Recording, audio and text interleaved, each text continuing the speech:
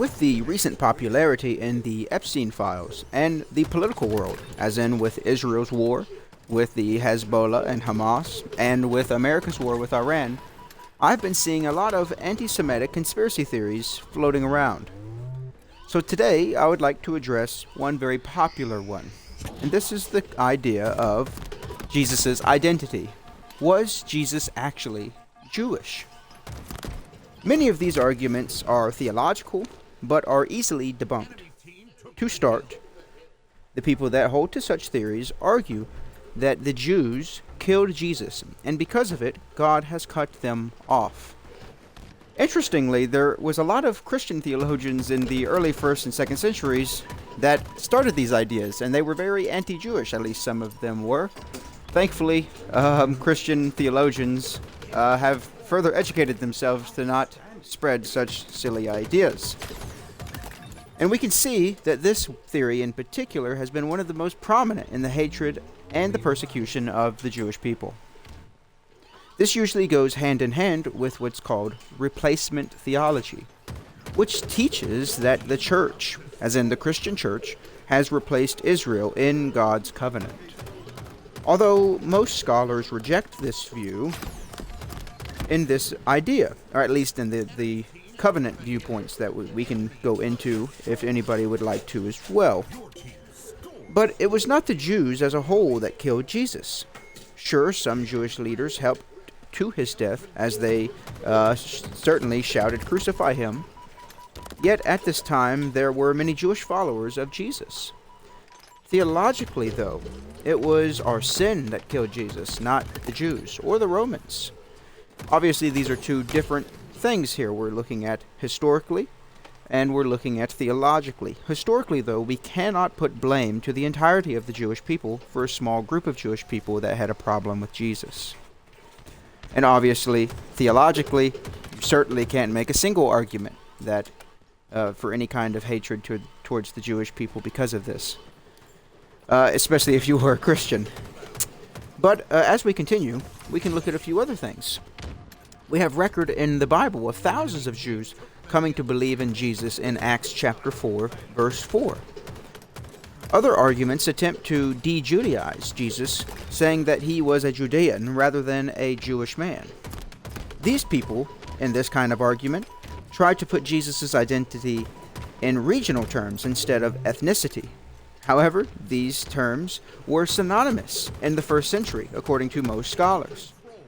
Many tried to hold to this position during the Nazi era, to put Jesus as a, quote, pure Aryan. These anti-Semitic tropes have caused literal genocide to the Jewish people because of the people's lack of knowledge of history and theology. Jesus was born into a Jewish family.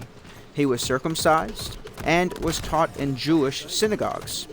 He celebrated Jewish festivals and was recognized as a Jewish teacher. Passages like Mark chapter 9 verse 5 and John chapter 1 verse 38 show him as a rabbi, showing him as a Jewish teacher. And matter of fact, we'll just go ahead and read a couple of these passages just for fun. There's no reason not to. Let me pull open my Bible here. Mark chapter 9 verse 5. I'll read this one. In Mark chapter 9 verse 5, it says, Peter claimed, "Rabbi, it's wonderful for us to be here. Let's make 3 shelters as memorials, one for you, one for Moses, and one for Elijah." Then in John chapter 1, verse 38, it says,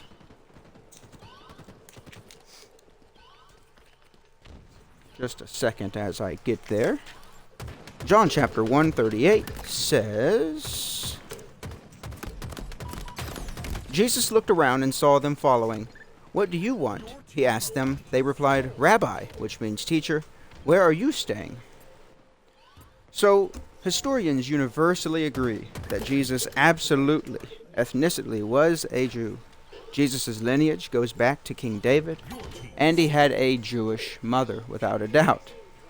Even more interestingly, though, back to more theological arguments than the historical ones, the Orthodox Christian view, the Orthodox Christian position of Jesus is the Trinitarian setting.